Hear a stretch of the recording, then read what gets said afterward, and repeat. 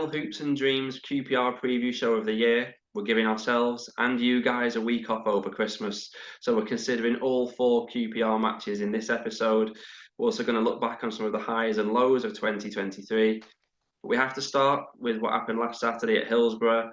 Dave, how did QPR turn what looked like a win and a clean sheet into coming away empty-handed?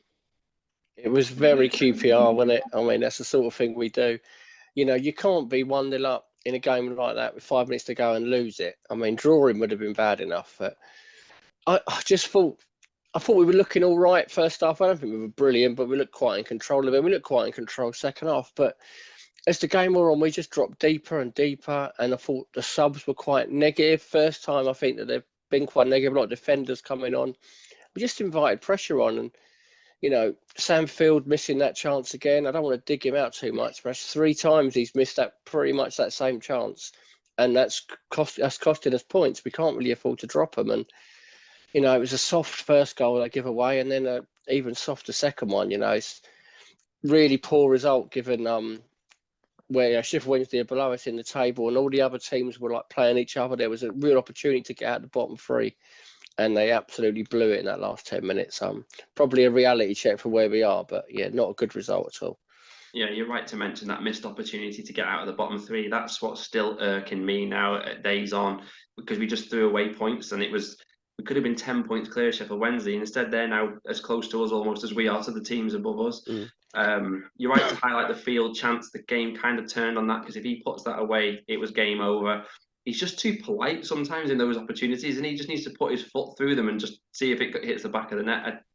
It's a shame because he could already have so many goals this season. And is it, you probably just said it, but is it the second game in a row where the manager simply got things wrong and ultimately cost us the points? Yeah, I thought the starting 11 was fine. What he did, I get playing away on the counter a bit with the pace of Armstrong and Smith. I thought that worked quite well, and Dixon Bonner I thought was the right choice to start. But it was just, I get why he took Cannon off because he had a booking and he'd done it the previous game as well. And I don't know if he's carrying a knock or anything like that. You don't want a suspension this time of year. But I thought he'd done it a bit early. And because he brought, I think Willett come on for him, didn't he? And he just, that meant later on he had to put Kakai on because Dixon Bonner couldn't really play right back. And we just ended up just dropping deeper and deeper. We had no midfield by the end of the game. You know, I get what he was trying to do to try and hold on to it and just make sure we got that 1-0. We weren't playing brilliant, but, you know, the subs didn't work. You know, if we're going to praise him for getting the subs right that won us a few games, he got it wrong in this one, you know. It's something to learn from. Yeah, I just feel like the subs left us looking a bit disjointed and it seemed to just invite pressure onto us by especially bringing on Steve Cook. But I'm sure he's learning all the time and we won't dwell on it for too much longer. The Christmas fixtures then. Now, we could have had a kinder set of fixtures. It does feel like our good run of fixtures is behind us. We've got 2 away games as well in between Christmas and New Year, which is a bit unlucky. But we start at home on Saturday at St Southampton. In form Southampton, we have to say as well. Now, QPR typically have lost the last 3 against Southampton, but it was one of our better early season performances at St Mary's back in August. We were unlucky to lose that day. But they have started to motor recently. They're actually top of the form table for the last 10 games, 22 points out of 30. They've only conceded 7 in that run. And they're on the longest unbeaten run in the top 4 flights of English football, 14 games unbeaten. It's not what we need when maybe some doubts are starting to creep back into the QPR camp. No, they're due a defeat, don't they, for on that good a run? You know, for me, on paper, they're one of the top teams in the league. I thought it'd be them and Leicester top 2 and running away with it, but they're just a little bit behind, aren't they? Just shows how well Ipswich have done, really. But I thought the game early in the season was perfect for Ainsworth, and they wanted to set up, and we shocked them a little bit. We probably should have got something out of that game. This feels like a more difficult one because you assume we're going to try and play some football. We're not just going to put everyone behind the ball and, you know, let them come at us. So it's going to be a difficult game. We know how much Russell Martin's teams just want to keep the ball the whole game. So we're not going to have as much possession as normal. It's a really tricky one. That, you know, they're the former team and they're a really good, on paper, I said they're a really good side. And they're proving it recently what a good team they are, you know. For me, it shows what a missed opportunity those last 2 games were. If you can get 4 points from Plymouth and Sheffield Wednesday, it's a bit of a free hit, this one, and you think, all right, if we lose, we lose. But now we need points, really, otherwise you're going to be cut adrift again. So, yeah, a really difficult game this weekend. It is. That's a great point you make about having not picked up the points now puts more pressure on these ones when we're up against it anyway. Now, they top the league for possession at over 65%. We know Russell Martin teams tend to play out from the back. How do you think QPR are going to set up? Do you think we're going to our best chance is to press high, go as high as we can up the pitch, put pressure on their keeper and their centre backs and just try and go for it? Or do you think we will sit back and try and absorb the pressure? I think he'll have a go for it. We're at home. I think he will try and press them high. Probably start Smith, potentially Armstrong as well. Just try and press high. Try and cause a mistake from them, and it's high risk because if they beat the press, they're in on us, and we're not the best at the back all the time, are we? So it's a risky way to do it. But I think sitting back on the edge of your own box, inviting pressure on, isn't ideal either. So we're at home. We should have a go. I don't expect much from the game, to be honest, but we are at home, and it's not. Southampton are not like every other team in this league. They're not world beaters. They're a good team for this league. You probably put this Southampton team in the Premier League, everyone would be going, they're not very good. Yeah. Probably shows the quality of this league, doesn't it? But they can be beaten if we get them. If we can get that first goal and get the crowd up, it could be a difficult afternoon for them. Yeah, I think it could be similar to the Hull match because they're basically a very similar side to Hull. Hull had 65% of the ball against us. We were just pretty good when we got on the ball and we did press high, like the second goal Armstrong forced out of their goalkeeper. Hopefully it can pan out similar to that. For QPR, we said it last week, but it's very hard to now pick what team Cifuentes is going to go for. And having 4 fixtures in 10 days only heightens that because you expect him to rotate heavily in these games. But for this one, would you assume Cook starts against Southampton and maybe Colback too if he's fit again? Yeah, I think if Colback's fit, he probably starts. I don't know where he is with injury, but I think Cook will start. Like I say, it's a hard team. It's hard to pick the team, really, isn't it? Because the games are in quick succession over Christmas. What he seems to have done when you've had these build-up games is play Willock in one game and leave him out the next. You'd think he'd probably start him at home, you would have thought, but who knows? And leave him on the bench for the Millwall game. But for me, I want to see us have a bit of pace in the team. Paul Smith caused some problems up there. So did Armstrong. So I'd probably start those two and try and get on the front foot against them. Yeah, I think the only problem with starting both of them is then you haven't got any pace to bring off the bench, and maybe that's something he'll maybe look at doing.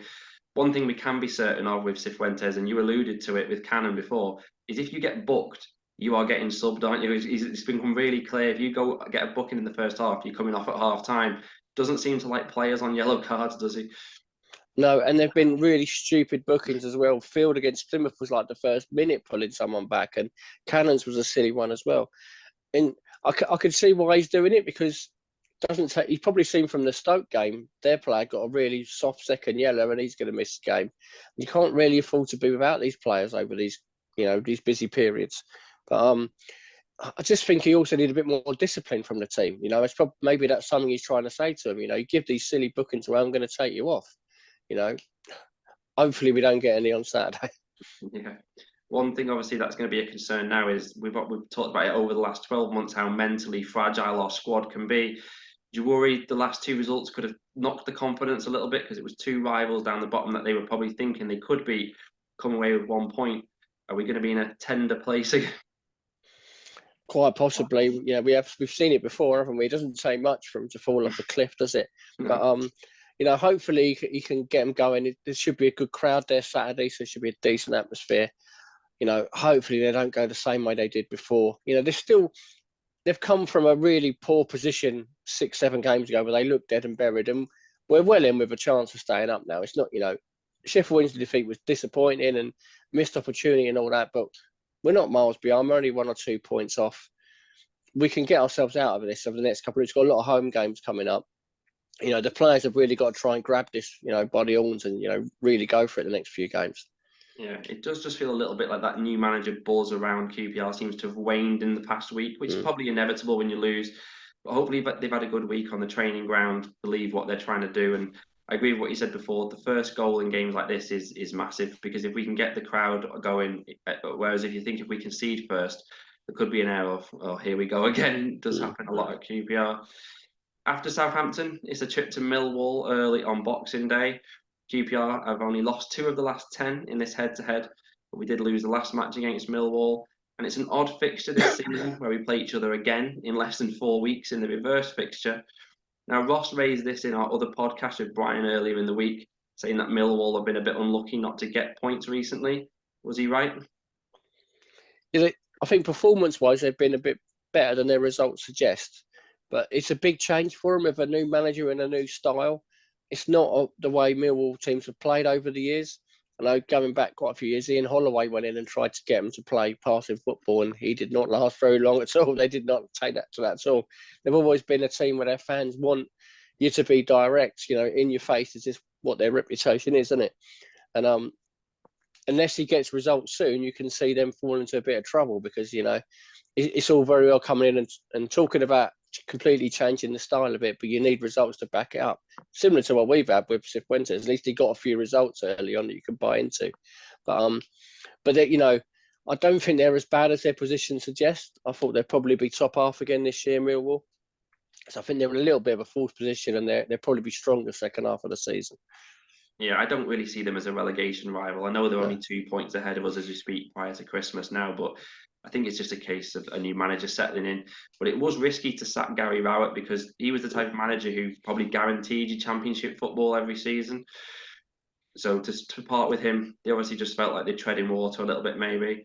They do have a terrible home record, though. Funnily enough, they're the only team with a home record that's worse than QPR.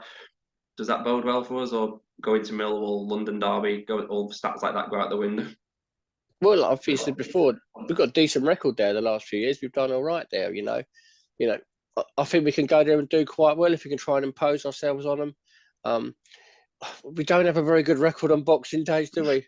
I think you'll go back a long way. You'll probably correct me here, but was the Swansea 4-0 the last time we won Boxing Day? It's the only one that sticks in my head as a win, yeah. But yeah, a lot it's of been a long time since we won. Yeah, we're due one on Boxing Day, but it's a game. You've got to be going there looking to get minimum a point and then try and look to win the game. It's always a tough place to go, Millwall, but as the games go on, you look at who's next after that. You think, well, if you've got Millwall and Ipswich, you've got to target that Millwall game for a win. Otherwise, you're in trouble for going to Ipswich. Yeah, and on the table as it stands right now, we can't really lose that one because it's again giving another 3 points to someone who is near us, even though we'd expect them to pull away. Someone who's nowhere near the relegation zone. You just said them, Ipswich. QPR face them on Friday the 29th. And what a season they're having. We simply have to stand back and admire and envy them, I guess. I'm sure we'll all keep thinking that they're going to drop off, but they continue to look very, very good. Currently 10 points clear of third place. They'll have to have a very poor second half of the season, won't they, to not go up automatically. I think they will go up. I'm not sure if they are going to go up, but they've had such an amazing season. I thought they'd do all right this year. I thought they'd be around the playoffs, but they've just been incredible. And every week you just think, oh, they'll drop points here, but they win again and win again. The only worry I have for them is I think Leeds are going to go berserk in January and sign a load of players, and I think they might do what Bournemouth did and just maybe sneak that second place. But what a season they're having, and that you're going to have to play really well to get anything there. Their home form's superb as well, isn't it? You just got to take your hat off to them. What a job they're doing there. Yeah, I hope they do go up. I'd love it when a team breaks the mould and goes to toe with the big spenders. Another concern for them will be people looking at the manager. Won't they? Any teams in the second half of the season in the Premier League who sack the manager are probably going to be looking over there. It's whether he thinks he needs to leave or not, because the likelihood is with that 10-point gap, he could be managing the Premier League next year anyway. Interesting, isn't it, that Massimo Luongo remains a mainstay of their team? Does that surprise you to see him doing so well? I always liked Luongo. I'm surprised he's still doing so well now. He always just seemed to be. He wasn't in a very good QPR team when he was here. We didn't have that many great players around him. He's always been a hard-working, good box-to-box player. I'm surprised he's a regular there and doing as well as he is at the minute. But good luck to him. He did okay for us, didn't he? I mean, there were no bad feelings towards him. No, he was a good player. We just, for me, never ever seemed to find the right place for him in our team and in our shape. Happy to see him doing well, though. The final festive match is Cardiff. That'll be our first fixture of 2024 back at Loftus Road. Another good head-to-head. QPR have won 6 of the last 8. And for me, they were one of the poorer sides we've actually faced so far this season when we played them. For a large part of that match, QPR were miles ahead of them. QPR, though, fallen away. Cardiff have actually had a decent season. Down in 12th, though, recently, lost 4 of the last 5. So as much as the start was good, they themselves are starting to come back down. But of all the Christmas matches, surely this is the one we have got to be looking to take points from. Oh, definitely. This is one, like you said, their form's dropped a little bit. They've had a really good first half of the season, but I think they're probably going to end up lower mid-table with a 40M, which is, a massive improvement on last year for them, really, isn't it? But, this is one we've certainly got to be winning. We, no excuses for this one. They've got some good players, Cardiff, but, it's a game we need to win, I think, especially if, as we expect, we might possibly lose 2 of these games over Christmas. Yeah, the pressure could be massive, though, Carl. It's easy for us to say now, but if we've lost 3 or maybe only got a point coming into that match, you're then 4 games without a win, and it's at home, and people are going to be expectant for it. So it could change the landscape by the time we get to that game. But overall, 12 points is the festive offering. What do you think we need, or what do you think we're going to get? Well, we probably need 6 points. I think everyone will be happy with that. I'm going to be a bit downbeat, so I think we'll get 4. I think we'll probably win 1, draw 1, and lose 2. The thing I worry about is we never look any good over Christmas. The number of Boxing Days I've had ruined checking QPR score and seeing we've lost again. So yeah, I'd say 4 points, but hopefully they can get 2 wins out of it.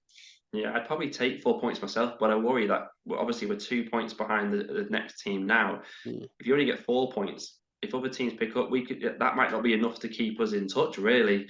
Hopefully we can surprise ourselves in a few of the matches, but it does look tough. Don't let's forget, though, the target all along has just been to get to January with a chance, hasn't it? So hopefully we can do that and we'll have had a happy Christmas. Now, as it's the Christmas episode and our final episode of 2023, it's time to look back at the highs and lows of the calendar year. Probably hard to remember now, but QPR started the year probably still hoping we could make the playoffs. Neil Critchley had just took charge. To put it into some perspective, we actually entered 2023 1 point outside the top 6. We obviously come towards the end of it in the bottom 3 and 16 points off the top 6 as we speak. It's ended up being like a nightmare year of epic proportions, of many lows. Which ones would you pick out as the real standout ones for you, Dave? God, how long you got? So, I was having to think about this today. I think it's incredible that Fleetwood FA Cup game early in January probably wouldn't make the top 10 low points of the year, and that was abysmal. There's just been so many. I think the disappointment of after we beat Watford at home under Ainsworth, and you thought, maybe we're off and running, then to lose at 6-1 at Blackpool a few days later was like, oh God, we're not very good, are we? And even this season when we started okay and then it went to pot again. For me, the ultimate low point was that Blackburn game, probably the worst home performance I've ever seen from QPR. And the manner they lost that game should have been 7 or 8-0, really. It was the end of Ainsworth after that. He had no chance of surviving after that game. And it just felt like in a year where everything had been really bad, that was a new low point. And you think, God, can it get any worse? Thankfully, it hasn't since, but you never know. No, it's funny you mentioned Fleetwood because I actually got that as one of my low points because it was kind of like a precursor of what was to come because we were so poor and it never really improved thereafter. Mainly, I've gone for it's a low that lasted a long time, but it was our home run. The 13 games that I win, 8 months. What did we go 13 months where we didn't score more than 1 goal in a home game? It was just a constant low, was it, throughout the whole year? Yeah. And we mentioned it at the time, but hopefully that was just a once in a generation one that none of us ever see again. Also, there was Oxford losing 5-0 in pre-season. I mean, when you think back now, we probably knew we were going to face an uphill challenge this season, but that didn't half feel low at the time. And poor Gareth Ainsworth, his whole reign as well was a bit of a low, wasn't it? And I'd still like some accountability from the club of who decided to appoint him because ultimately it's cost us this whole season. We're just trying to save ourselves when it was quite clear all along it was never going to work out. Probably the toughest question of all the podcasts all year, but can you think of any high points of 2023? The win at Burnley was good, completely unexpected and out of the blue. I don't think anyone saw that coming. I thought just before that game we drew with Norwich, and I thought that was us down. That was the chance to win, but then we got the win at Burnley and stayed up.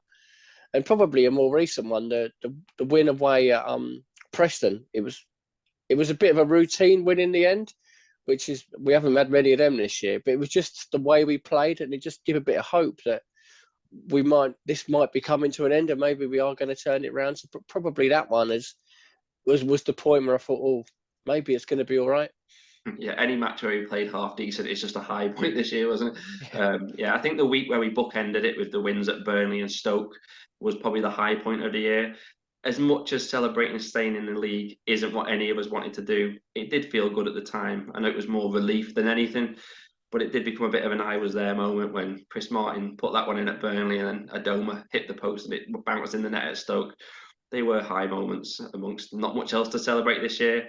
Yeah. I can't particularly think of any other good highlights. A week ago, I might have said Marty Cifuentes coming in and his reign so far is a bit of a high, because it does feel like he's given us our QPR back as we want it to be, the way he's at least trying to implement things. Hopefully with him in charge, we can have a bit of a more positive 2024. Do you think we can say the year is ending on a bit more of a high? I think so. It's ending on a positive, really, realistically, the squad isn't very good, and we are going to lose games. There's no way they could keep that form going forever. When we were winning at the start of his reign, I just think we've got a chance now. We're creating chances in games. We're better at the back. We were going through 3-4 games and not having a shot on goal, and we're having plenty of chances in games now, aren't we? So I think we stand a good chance of staying up now. I think most people would fancy if we can get some good additions in January and it can keep us going. So I'm positive about the second half of the season. Yeah, realistically, it can't be as bad as the first half. No, it can't. I mean, we've only won 8 games of football in 2023. The lowest since 2000 is 9 games, and that was in 2012. So it could actually be the worst if we don't pick up another win before the new year. Surely to God, 2024 cannot be any worse than this year. You'll have to let us know in the comments what your highs and lows were of the year. Now, just before we finish, it has been an abysmal 2023, and part of the decline was caused, of course, by Michael Beale.